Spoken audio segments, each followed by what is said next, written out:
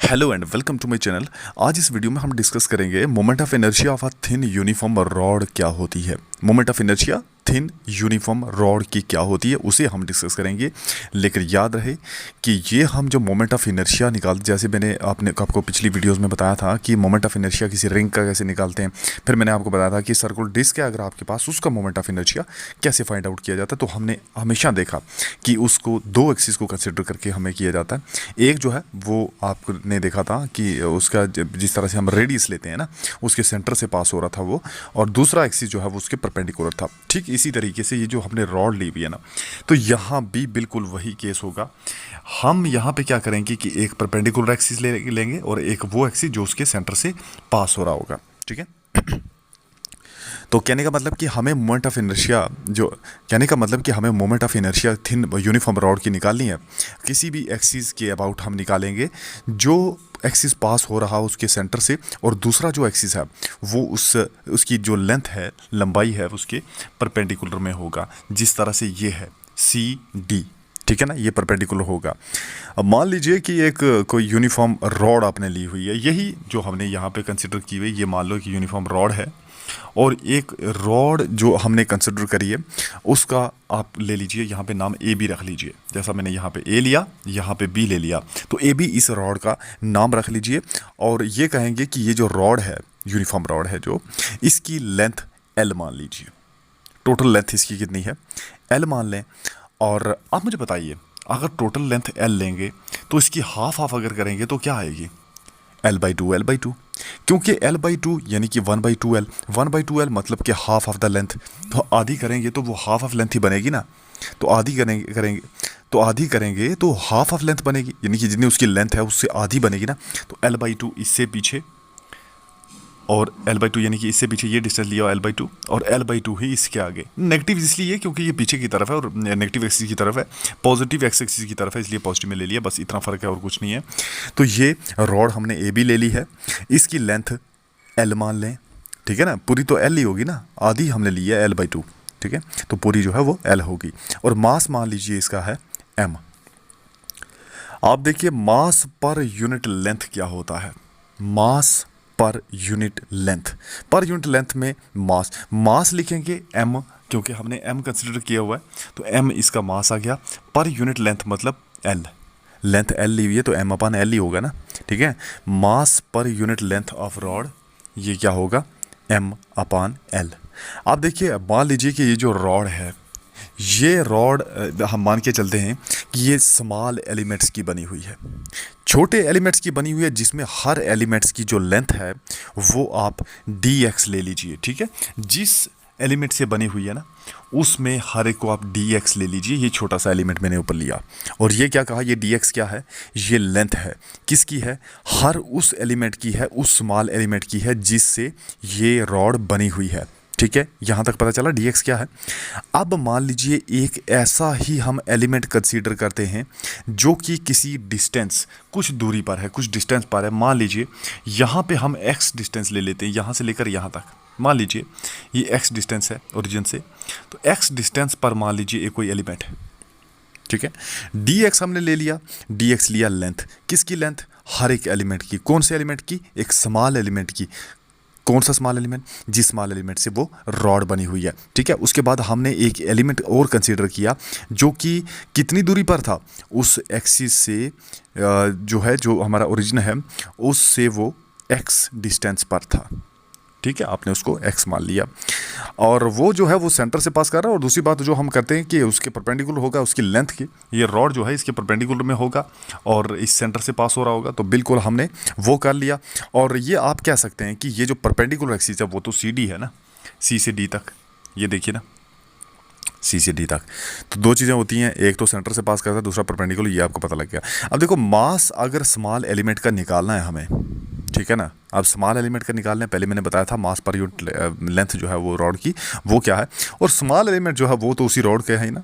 वो small element जो है वो हमने उसी रॉड पे ही एट द डिस्टेंस x, जो मतलब एक्सिस से हमने x डिस्टेंस पर लिया हुआ है, तो उसको हमने स्मॉल एलिमेंट का, और उस स्मॉल एलिमेंट का जो मास है वो मास मान लीजिए जैसा हमने ऊपर लिया m/l मास पर यूनिट लेंथ, तो यहाँ भी उसका जो मास होगा वो हम स्मॉल m ले लेंगे और हम ये कहेंगे कि उस स्मॉल एलिमेंट का जो मास है small m is equal to m/l, लेकिन साथ में dx, क्योंकि dx ही वही लेंथ है वो जो उस छोटे एलिमेंट की है जिसकी वजह से जिसकी जो है मिलने से वो रॉड बनी हुई है।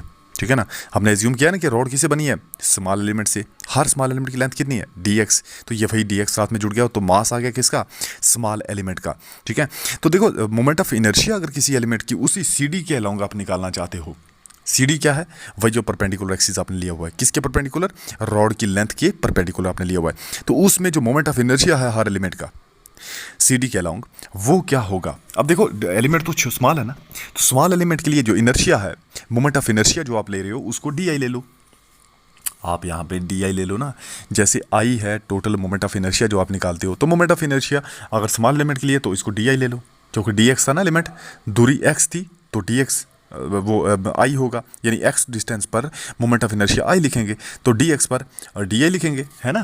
तो m/l ये क्या हो जाएगी, ये बिल्कुल सेम टू सेम m/l यहाँ से, और dx साथ में, लेकिन x स्क्वायर साथ में इसके आ जाएगा।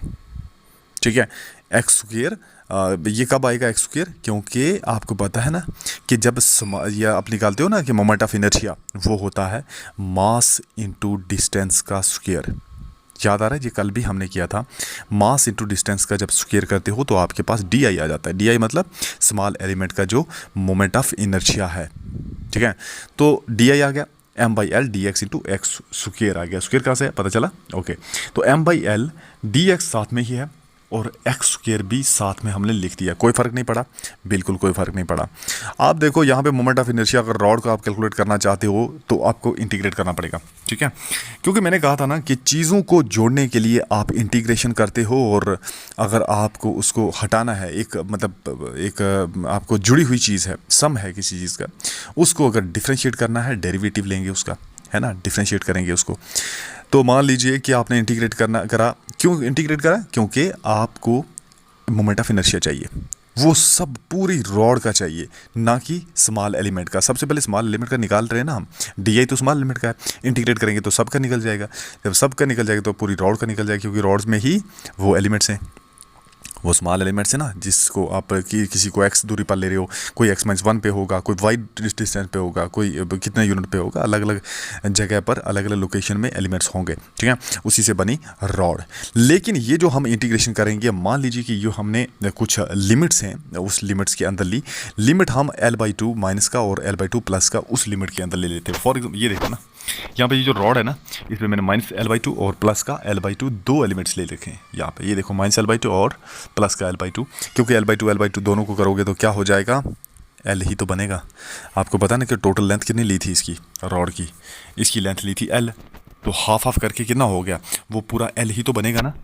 ओके, ये पूरा L बन जाएगा। अच्छा आप देखो, L बन जाएगा, लेंथ ऑफ रॉड बन जाएगी, है ना।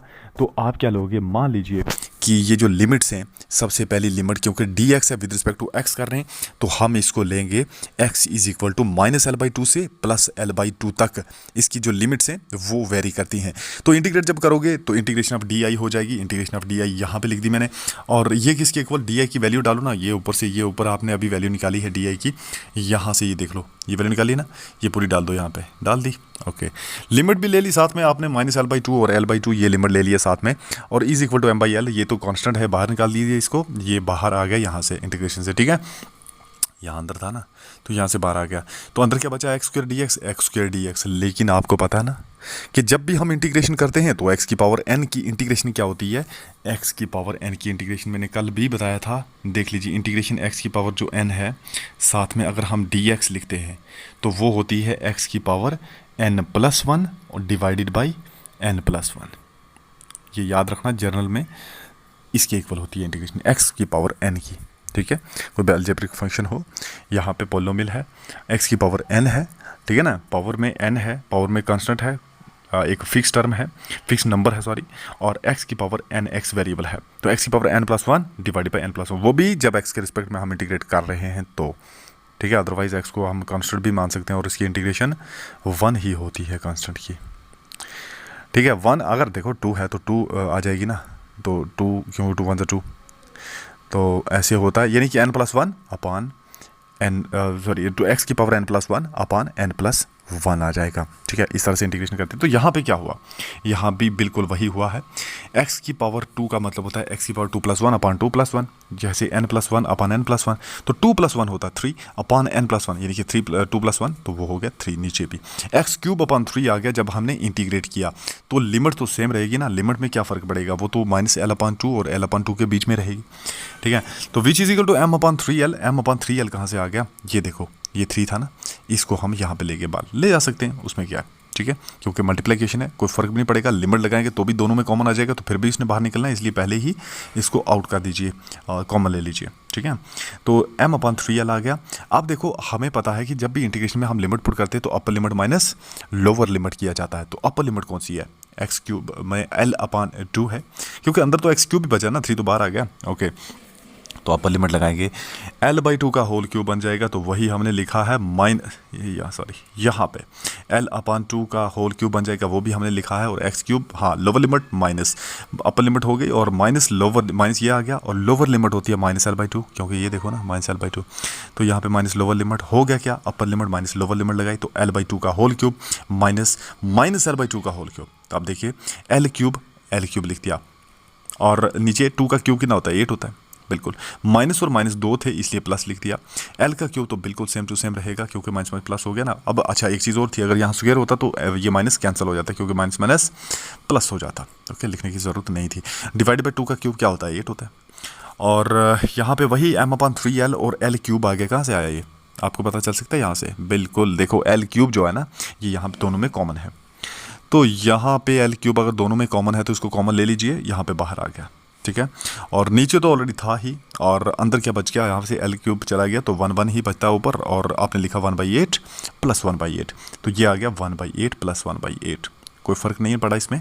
ओके, क्योंकि l³ कम। अरे देखो, यहाँ पे l³ है ना, तो यहाँ पे नीचे भी एक है, तो एक काट दो ना, स्क्वायर बच जाता है ऊपर, तो स्क्वायर बच गया, ml² बच गया नीचे, क्योंकि एक l कट गया, और आगे बचा, देखो एलसीएम सेम है, 8 लिख दो, और ऊपर बचा 1+1, तो 1+1 2 ही तो होता है। 2/8 कितना होता है, 1/4, 2 4 8 हो गया ना, 4। अब देखो, ml², 4 3 12, क्योंकि यह 4 बचा ना, 4 ये और 3 ये, 4 3 12, तो 12 लिख दिया, ml²/12। तो या फिर इसको ऐसे लिखिए, i जो है वो देखो, i क्यों आया, इंटीग्रेट किया ना, ये di की वैल्यू तो थी, डी की इंटीग्रेशन की, तो डी की इंटीग्रेशन क्या करती है, मतलब डी स्मॉल एलिमेंट का जो मोमेंट ऑफ इनर्शिया है उसको मिलाते जाओगे तो टोटल रॉड का बनेगा, तो वो तो आई है, और आई मोमेंट ऑफ इनर्शिया, तो आई किसके इक्वल हो गया, वही जो हमने निकाला अभी। क्या निकाला, ये यहाँ देख लीजिए, ml²/12, यानी कि ये भी तो ml²/12 ही है, 1/2 लिख दो, मल्टीप्लाई कर दो, तो वही बनेगा ml²/12। ओके, तो ये आई होप कि आपको पता चल गया होगा मोमेंट ऑफ इनर्शिया किसी थिन यूनिफॉर्म रोड पे क्या होती है। तो आज के लेक्चर में बस इतना ही। नेक्स्ट टॉपिक में मैं आपको सिलेंडर के लिए बताऊंगा, ठीक है, moment of inertia solid cylinder का क्या होता है वो बताऊंगा, फिर सॉलिड स्फीयर का बता के बस उसके बाद चैप्टर ये कंप्लीट होगा। थोड़ी सी चीज़ें और भी बताऊंगा, जैसे बाइनरी स्टार्स क्या होते हैं, ये मैंने कल भी आपको बताया था, और डायटोमिक मॉलिक्यूल क्या होता है, इसके बारे में कंसेप्ट देकर हमारा चैप्टर कंप्लीट। ओके, तो ठीक है, आज के लेक्चर में मुझे उम्मीद है कि आपको समझ आ गया होगा।